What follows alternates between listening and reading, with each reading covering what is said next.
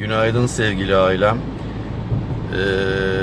17 Şubat Perşembe, 3 santigrat derece İstanbul sabahında Bayrampaşa trafiğine girmeden evvel trafiği aşmak için geliştirdiğim modellerden birini uygulayacağım.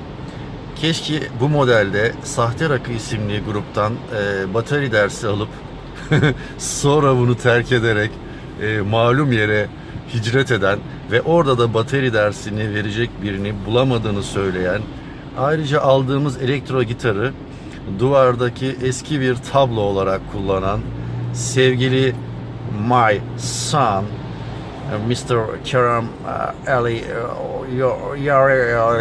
ne ve muhterem hanımefendiye armağan ediyorum. Deniz üstü köpürür, ay canım rinaray rina rinaray.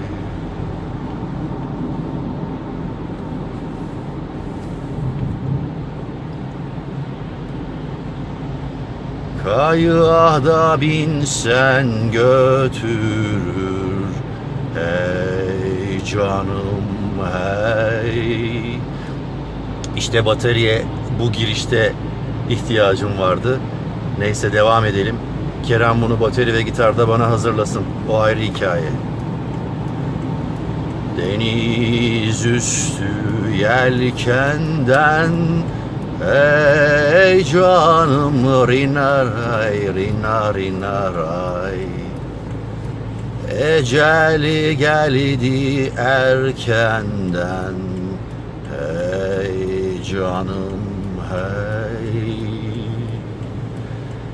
Benim de bu cihana gelişim, hey canım rinaray rina rinaray.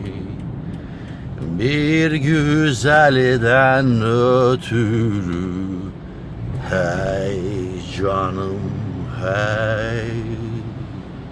Teşekkür ediyorum, sevgilerimi sunuyorum.